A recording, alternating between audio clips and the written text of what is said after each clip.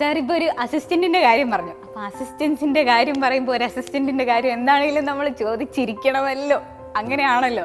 Well, sir ഒരു ടീച്ചറും കൂടിയായി മാറി. അതും വെറും ഒരു ടീച്ചറല്ല, വെറും ഒരു സ്റ്റുഡൻറ്റിൻ്റെ ടീച്ചറല്ല, പ്രണവിൻ്റെ. സോ എങ്ങനെ Pranav as A person, as an assistant? As A person ഞാൻ പറയാമെങ്കിൽ വളരെ വളരെ ഡൗൺ ടു എർത്ത് ആയിട്ടുള്ളൊരു പയ്യനാണ് പുള്ളി. ഏത് സാഹചര്യമായിട്ട് പൊരുത്തപ്പെടാൻ പുള്ളി എങ്ങനെയാണ് വളരുന്നതും പുള്ളി എങ്ങനെയാണ് ജീവിക്കുന്നതും. ഇപ്പം ലാലേട്ടൻ്റെ മാനറിസംസുമായിട്ട് എന്തെങ്കിലുമൊക്കെ സിമിലാരിറ്റീസ് ഉണ്ടോ?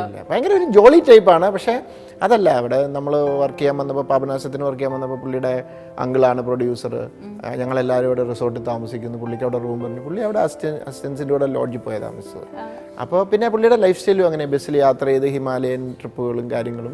ഇടയ്ക്ക് നമ്മൾ ഏതൊക്കെയോ ഷോർട്സ് ഒക്കെ കണ്ടിരുന്നു ഈ ബസ്സിലൊക്കെ പോകുന്നത്. അപ്പോൾ പുള്ളിക്ക് പുള്ളിയുടേതായ ഒരു ചില സ്വപ്നങ്ങളും ആഗ്രഹങ്ങളും ഉണ്ട്. പുള്ളി അതിൽ ട്രാവൽ ചെയ്യുന്നത്. സിനിമയാണോ പുള്ളിക്കാരൻ്റെ അൾട്ടിമേറ്റ് എയിം? അല്ല, സോഫാർ പുള്ളിക്ക് വേറൊരു എയിമുണ്ട്. പുള്ളി അതിന് പോയിക്കൊണ്ടിരിക്കുന്നു. എന്നോടത് പറഞ്ഞു, പക്ഷെ ഞാനത് പറയേണ്ട കാര്യമില്ലല്ലോ. അപ്പോൾ അതുകൊണ്ട്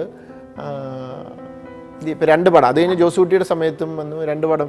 പുള്ളി അത് വർക്ക് ചെയ്യാൻ വന്നത് എന്തിനാന്ന് ചോദിച്ചു കഴിഞ്ഞാൽ പുള്ളി പറഞ്ഞു എനിക്ക് ട്രാവലിംഗ് കുറച്ച് പൈസ വേണം, അതിന് വേണ്ടി വന്നതാണ്. അയ്യോ, അത് വീട്ടിൽ പേടിക്കില്ല. പുള്ളി സ്വന്തമായി ഏൺ ചെയ്ത പൈസ വെച്ചിട്ട് അങ്ങനത്തെയൊക്കെ ഒരു ഇതാണ്. അതൊരു നല്ല ക്വാളിറ്റി അല്ലേ? തീർച്ചയായിട്ടും ഞാനതിനെ അപ്രീഷിയേറ്റ് ചെയ്യുന്നു. അഭിനയത്തിലേക്ക് വരാൻ ചാൻസ് ഉണ്ട്? പുള്ളിക്ക് താല്പര്യമില്ല.